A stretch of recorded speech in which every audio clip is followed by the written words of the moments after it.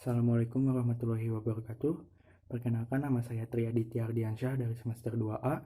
Di sini saya akan mereview materi yang sudah diberikan oleh dosen Ibu Profesor Dr. Hajah Heni Nuraini SHMH dan Bapak Dr. M. Rendi Aridayandi SHMH, yaitu tentang daya paksa. Diatur dalam pasal 48 KUHP, tetapi tidak memberikan pengertian, karena itu harus dicari dalam MVT, yang menjelaskan bahwa daya paksa adalah setiap kekuatan, setiap paksaan, setiap tekanan yang tidak dapat ditahan. Dalam doktrin, daya paksa dibedakan dalam A. Daya paksa absolut, yaitu daya paksa yang sama sekali tidak dapat ditahan, baik secara fisik maupun psikis. Yang B. Daya paksa relatif, yaitu daya paksa yang masih dapat ditahan dengan berbuat lain, tetapi yang bersangkutan tidak melakukan perlawanan, sehingga tidak perlu dilawan. Daya paksa dibagi 3 bentuk, yaitu yang pertama, pertentangan antara dua kepentingan hukum.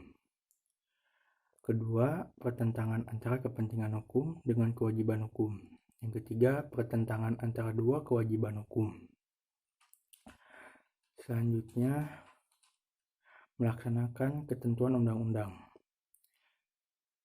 Syarat melaksanakan perintah undang-undang adalah A. Harus ada perbuatan melaksanakan undang-undang untuk kepentingan umum. B. Perbuatan tidak terbatas pada perintah undang-undang saja, tetapi juga atas wewenang yang diberikan undang-undang. C. Perbuatan harus patut, wajar, dan masuk akal. Perbuatan yang masuk kategori melaksanakan undang-undang tidak bersifat melawan hukum, sehingga masuk dalam alasan pembenar. Melaksanakan perintah jabatan disebut juga amtelage bevel, yang dibedakan dalam melaksanakan perintah jabatan yang sah pada pasal 51 ayat 1 KUHP. Yang B. Melaksanakan perintah jabatan yang tidak sah pasal 51 ayat 2 KUHP. Seseorang yang melaksanakan perintah jabatan yang sah, perbuatannya dianggap tidak melawan hukum, sehingga perbuatannya tidak dapat dipidana. Perintah jabatan dianggap sah apabila ada hubungan jabatan antara yang memerintah dengan yang diperintah. Kewenangan yang memberi perintah harus sesuai dengan jabatan yang bersifat hukum publik.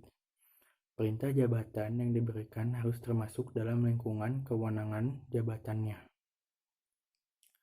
Alasan penghapus di luar undang-undang terdiri dari A. Diatur dalam jurisprudensi, yaitu yang pertama, fungsi negatif dari sifat melawan hukum material, contohnya ares dokter hewan. Yang kedua, tidak ada kesalahan sama sekali atau taksi. Yang B, dengan menggunakan alasan pembenar, yaitu yang pertama, hukum disiplin. Yang kedua, persetujuan atau izin dari orang yang dirugikan. Yang ketiga, dengan menggunakan alasan pemaaf. Demikian materi yang bisa saya sampaikan. Mohon maaf bila ada kesalahan dan kekurangan. Billahi taufiq wal hidayah. Wassalamualaikum warahmatullahi wabarakatuh.